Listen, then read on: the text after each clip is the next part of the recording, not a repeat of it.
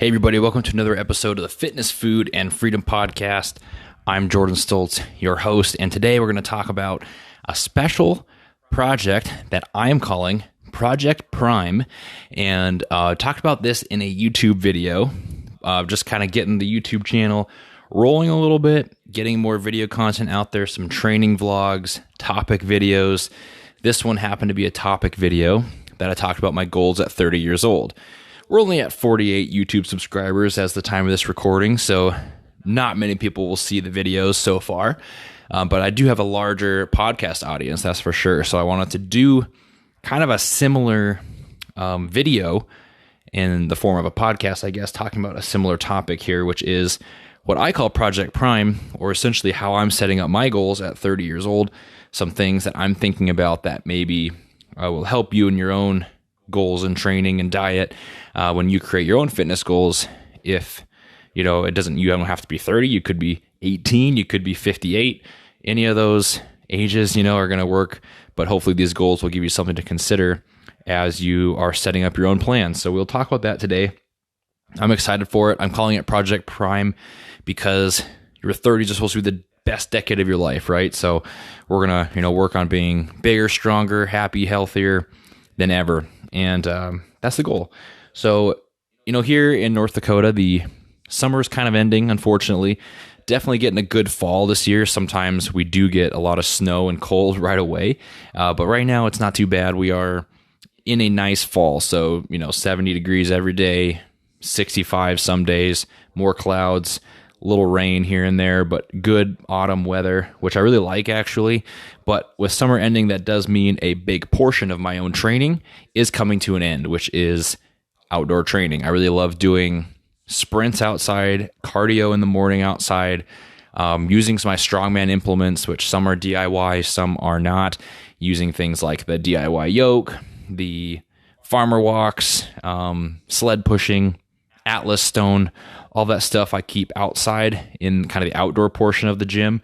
And I don't use that in the winter. It's definitely not worth freezing my hands off for something like that. So we don't use that. So as the weather gets a little bit colder, the focus becomes way more higher rep, hypertrophy work. We're using more machines, more dumbbells, more cables, here in the home gym, which I have a pretty good setup for a home gym. So we're not that limited, but the focus is more on stable training versus just strength movements and unstable training, which are better for probably strength and stability. But for pure hypertrophy, it is best to be as stable as possible, which machines and cables give you that option better than anything. I even usually experiment in the winter a little bit more with 2-a-day training because I have a home gym. That's something I've talked about in the past on the podcast, splitting workouts into an AM and PM session, or creating a whole program that's 10, 11 sessions per week that are, split up with a few days a week being AM, PM. I like that a lot too, because I'm able to kind of come to the home gym whenever I want. Working from home and having a home gym provides me that option. But then each workout's shorter and I get better performance in each workout and aren't as tired at the end of either one. I feel like I recover a little bit better and can do more volume overall because you're splitting things up. So I am going to mess with that a little bit probably as we actually get into winter, which might not be for a couple months. But for now, kind of sticking with things as they are, training 4 days a week and doing some conditioning in there too. So that's kind of what I'm doing right now, and continuing on with this fat loss approach. I do recommend, as you phase your training, phasing your diet as well. Like with me, I am doing a fat loss diet right now, kind of as I'm transitioning out of being outside, being a little bit less active. When it comes to winter, maybe it's time to eat more calories because you can focus on gaining a little bit more with the hypertrophy work. Maybe because you can wear hoodies, you can gain a little bit more weight, something like that. You can think about to follow your diet with your training. Training should not just follow weather, but have dedicated phases as you go to change up the stimulus you're giving yourself, prevent injuries, and give yourself a well-rounded athleticism and strength. So you should be having hypertrophy phases, strength phases, maybe even power or peaking phases in there as well. And I'm even okay with like shorter body weight only, suspension strap only, band only phases, just to provide something a little bit different for your body and kind of deload some of those movements that are so hard on you over time. That's something to consider too. Enough about me. That's just kind of what I like to talk about as I start the episodes, dive into my own training and diet. Nothing much is changing except that we're focusing more on kind of the inside home gym stuff instead of the stuff that I really like doing, which is outside.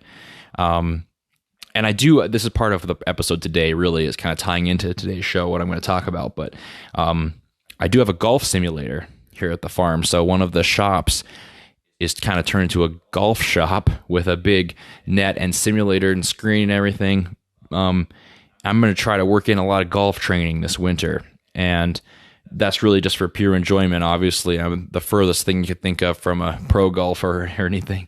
So it's just for enjoyment. But a lot of my training might actually revolve a little bit more around getting time for that and making sure I perform well in that, because that hitting that many balls, 100, 200 balls at a time in a session can be a little bit taxing. So I'll talk about that later because that's one factor that I'm considering in Project Prime. Let's get into it. Another episode 462 of the show, and talking about the next decade of my training and diet.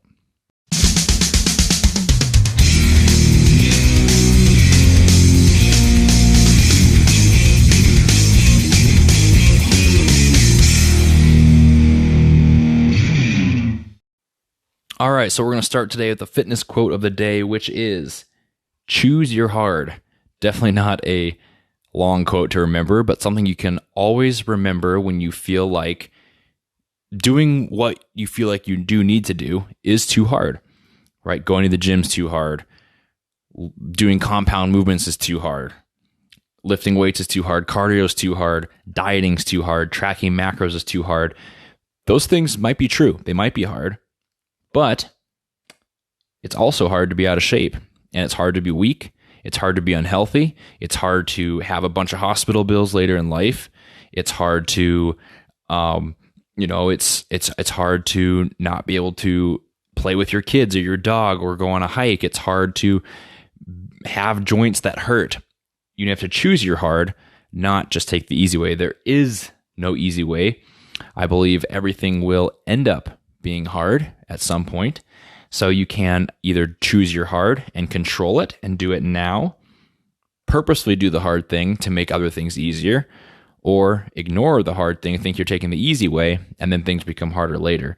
That's something to definitely consider as you're making your goals as well, because it's easy to try to take shortcuts and easy methods when really what you're doing is just putting off the hard till later. I totally recommend the opposite.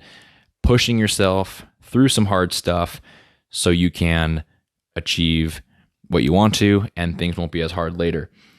We're going to talk about Project Prime. Give me 1 second here to scroll down my notes so I don't forget anything we're going to talk about today.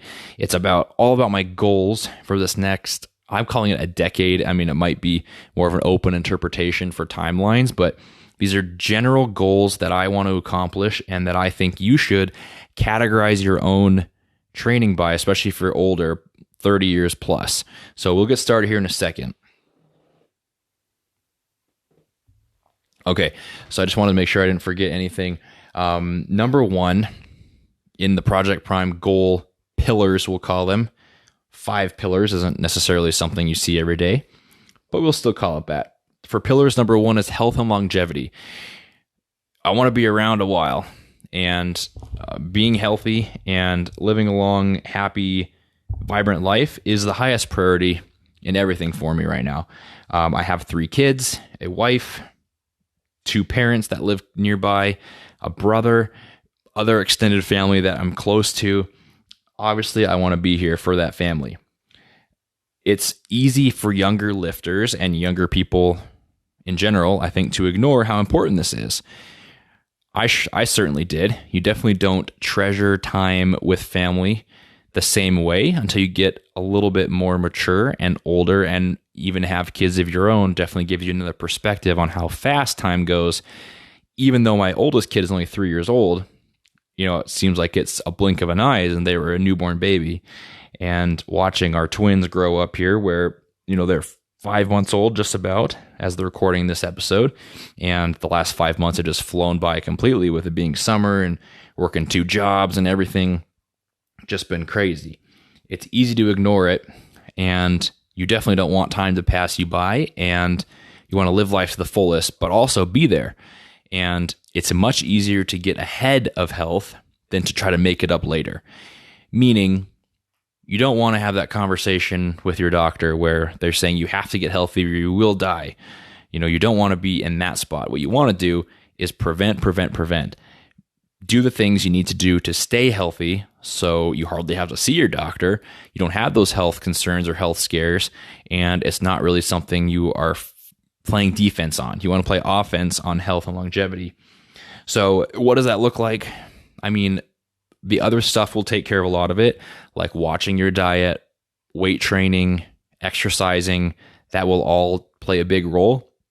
But the more specific things to me and like my specific goals is focusing a little bit more on micronutrients and antioxidants compared to just hitting macros for the sake of body composition changes. Body composition does play like a huge, probably the biggest role in longevity and health, but also micronutrients are important too, right? Getting enough vitamins and minerals, filling deficiencies, antioxidants, polyphenols, all these different things are important. So I'm learning a lot about that. Trying to include a lot of fruit, vegetables, whole grains, meats in my diet that are all very nutritious, and thinking more about that than just the big numbers of calories, protein, carbs, and fat. Also, we're going to be doing a little bit more cardio, not becoming like a runner necessarily, but definitely working in more cardio and thinking about that as I create my own workout plans, right? I'm not going to just do an 11 session a week workout or 6 days a week training or something because I want maximum hypertrophy. I am going to think about, well, how do I work in my cardio with that? Am I going to do it in the morning, at night? Am I going to take an off day in the training week to do cardio on that day?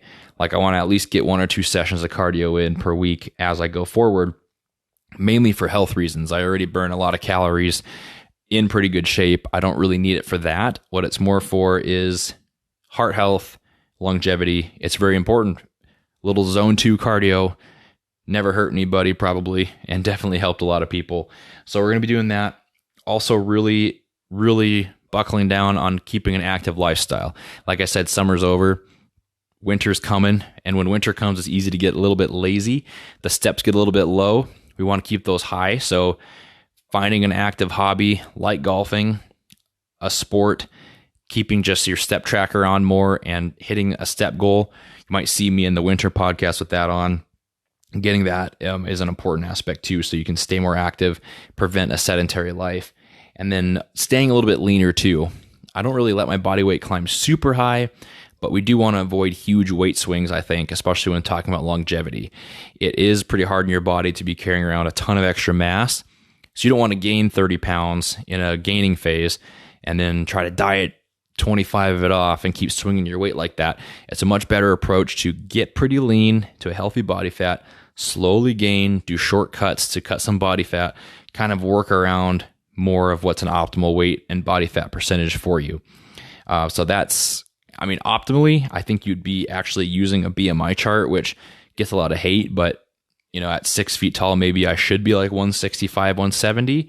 According to that, I am about 200 with more muscle mass, but even that could hurt longevity. So I want to think about all those things, like how does size, body fat play into that? So health is number 1. Number 2 is going to be functional strength, which I talked about in the video on the YouTube channel. I hate that term because I come from strength coaching, and functional usually just means BOSU balls and wobble boards and crazy bamboo bars and stuff that really isn't that useful, and that drains a lot of time, especially for athletes. That's, very limited, where you could be doing other stuff that's much more effective. In general, what's more functional to being really strong and really conditioned? Not much, right? Especially in sports. If you're really strong and really conditioned, you can do just about anything as long as you're practicing your sport too. But for me, I'm thinking of functional like I'm no pro in anything, right? So what is functional for the things I want to do? Well, what do? I farm part-time. I'm a father, a dad, and trying to do some golfing, right? So what are the things I need to do to be good at those? Well, let's talk about the dad thing first. I need to be able to lift up my kids. I need to be able to play sports with the kids. I need to be able to be in good shape to run around and play ball, go on adventures and not be out of breath and winded. I need to be mobile so I can get into different positions on the floor, play different games and not be hurt or dinged up all the time. Same goes with golfing, I'd say. And then the farming thing is a little bit different because how do you become good at that? Well, you have to be able to lift awkward things, heavy things, turn heavy wrenches, carry things. And I think work capacity is really important too for farming because you have to be able to do a lot of work in a certain amount of time, like shovel this entire pile of grain in 30 minutes or move all of these things over here in the next hour. Like you have to be able to work efficiently and not be tired. So strongman training does play a big role there. I think forearms, grip strength, upper back strength, that all plays a big role in that aspect. And then the dad stuff is way more like conditioning, mobility, and just overall strength. So I need to think about, as I create my own training programs, what is functional for me? What's going to carry over to what I want to do? And that's really what you need to think about is what is the carryover of what you're doing?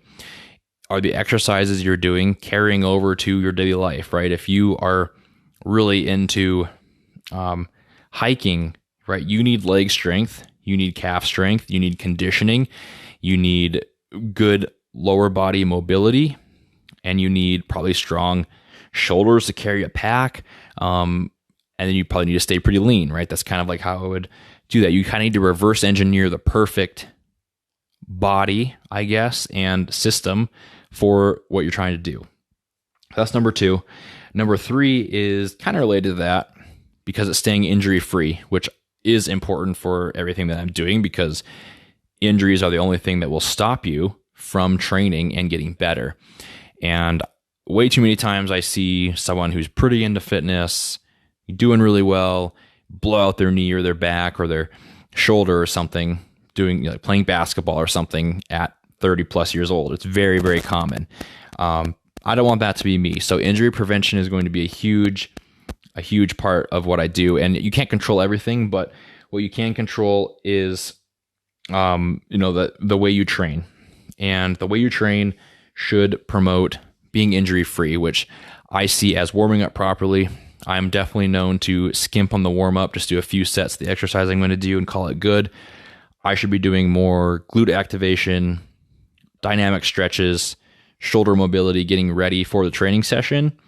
And doing mobility also away from the gym is important too. So dedicated mobility sessions need to come back in, more soft tissue work in the evening and morning. Those things need to make a comeback for sure. I definitely kind of slack on those when I'm busy, and especially with kids, it's hard to find time to do stuff like that. I also think there's 2 aspects to training you need to look at with injury prevention. One is don't ego lift, use a full range of motion. So bench pressing half reps with as much weight as you possibly can handle because you want to impress the girl at the gym.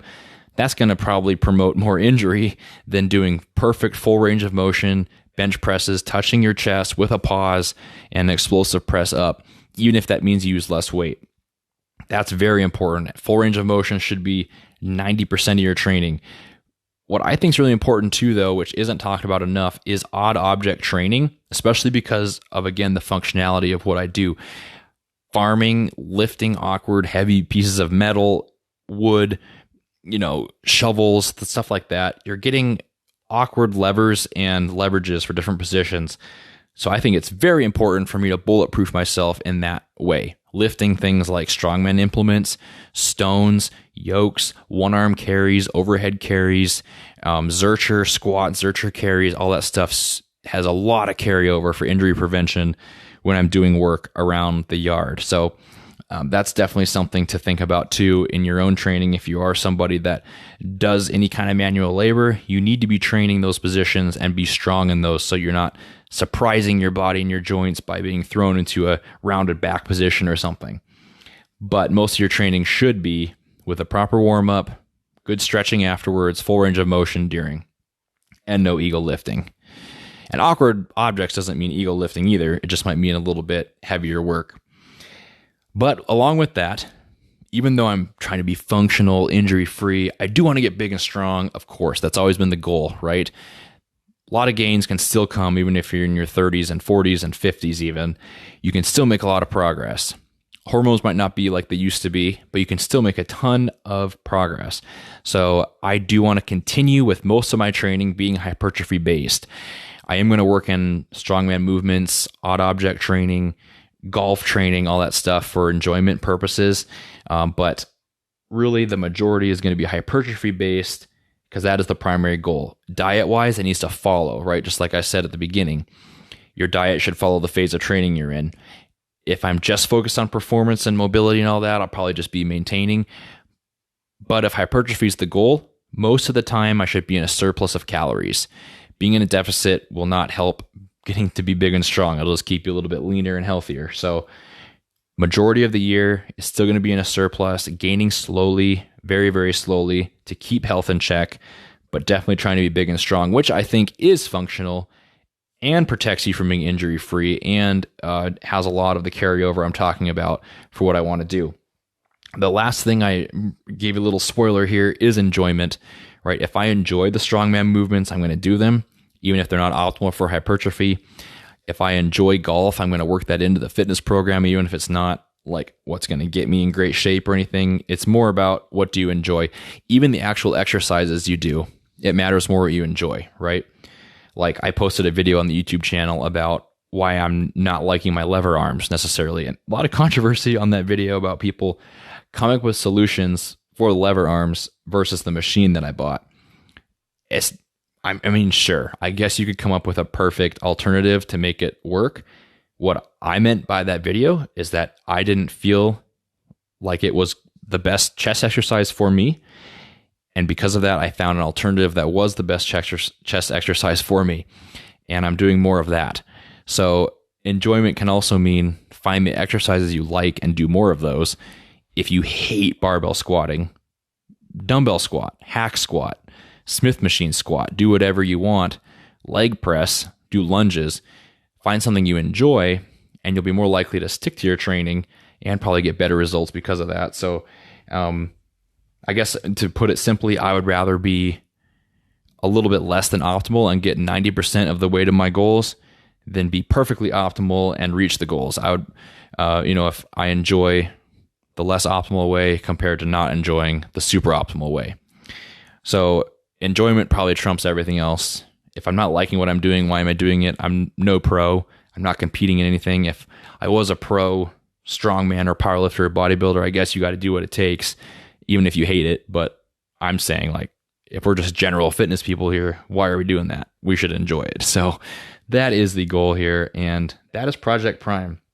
The 5 different pillars of what I'm going to be focusing on. Hopefully you saw some value there and can plug in some of that goal setting to your own journeys.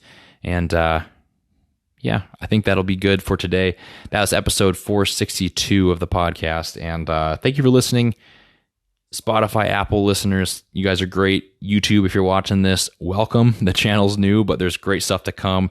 And if you're listening to the show, be sure to go subscribe on YouTube, Stoltz Fit, so you can watch the training vlogs. I film entire workouts that I'm doing, talk about training, talk about nutrition, share things that I learn and experience, and hopefully it can help you guys along the way as well. So that's it for today.